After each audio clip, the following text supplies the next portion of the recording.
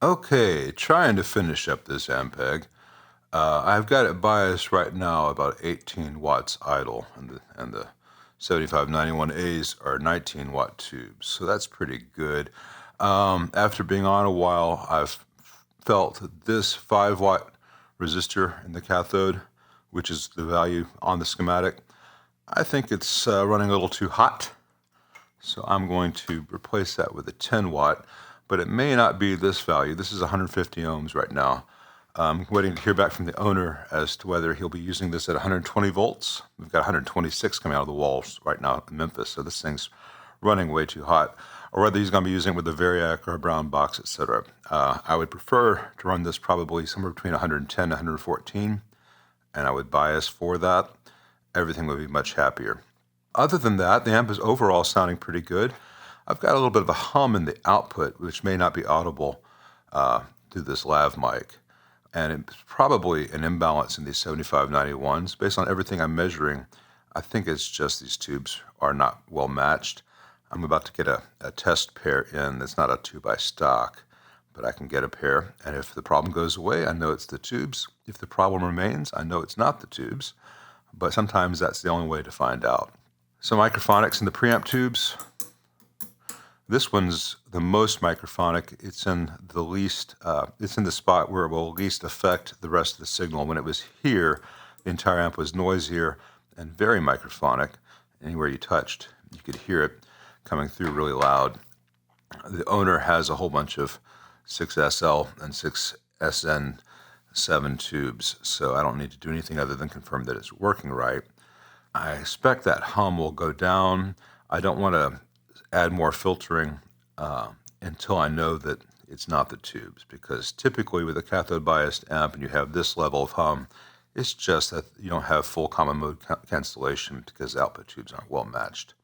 But another thing which is happening, which could also be that pair of tubes, is there's some thumping in the tremolo.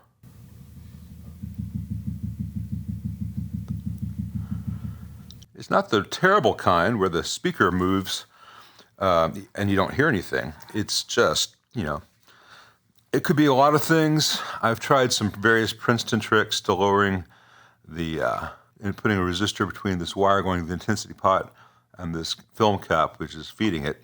And the tremolo pretty quickly loses any intensity if you do that, though it does clean up. I tried as low as a 330 with 1 meg. The tremolo went away.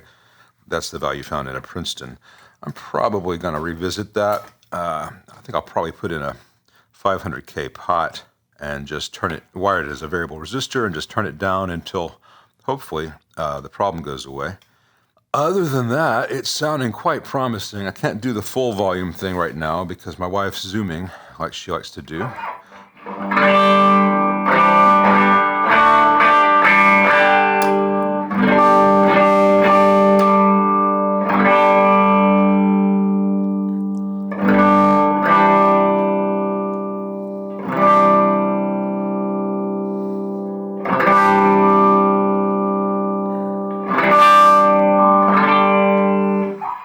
That's the SG. Let me add in the trim.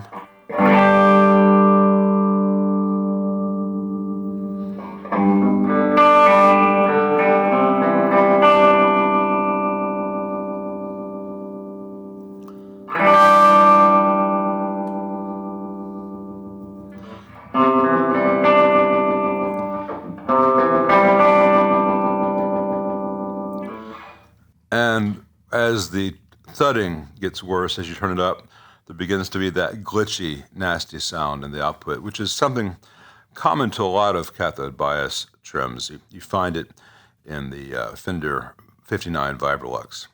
And there's a real easy way to get rid of that. You add about 5 caps in series with 5 resistors to ground, and you create a big stepped order high-pass network like you find in AC30 and a few others. But that's overkill for this. I think once the output tubes are matched and possibly the grid leaks going to the output tubes are matched, that problem may either go away or decrease to more normal levels. I'm not nuts about it yet.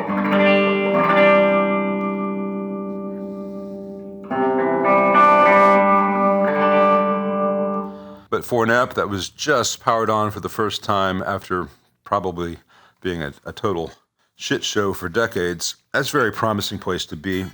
Don't have the correct reverb tank to test this kind of Ampeg, which has a capacitor-driven tank. I have had, the last one I had actually went home with another early 60s Ampeg, and I forgot to get another F-type. But I have measured the send and return, and the circuit is working fine. So once that tank is connected, if the tank is good, they should have reverb. Don't have the entire amp, obviously. So I'm going to try some things on the Tremolo. First of all, before I do anything else, I'm going to get some new 7591As in here. And once I know what voltage this will be run at, I will choose a new 10-watt resistor here, because this is just getting a little too hot with the 2 octal tubes here. And one other thing I wanted to show you, I guess you just heard the Tremolo. The Tremolo is a little bit too fast to most modern players' ears. The minimum speed is just really pretty fast, and the fast speed is just barely on because you don't hear it pulse when it's that fast, really. It's just kind of like a little flutter.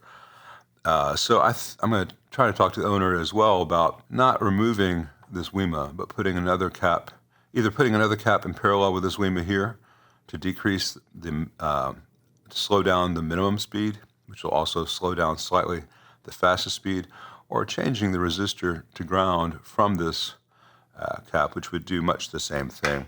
Just some tweaks to the vibrato circuit, the Tremolo circuit. Depends on whether he wants it to be vintage correct or the most musically useful.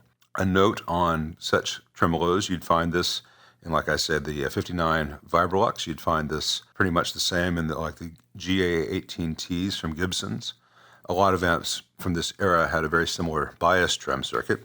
And basically, if you're at lower rates, you want to have more intensity. And if you're at higher rates, so faster, you want to have lower intensity. You can't just turn one like you can on the later Fender Optos or some other tremolos. You've got to just kind of work them into conjunction. So more intensity for slow speed, or you won't hear it. Less intensity for fast speeds, or it'll thump, even when it's healthy. So I got some more to do, but this is a real promising place to be. I'm pleased.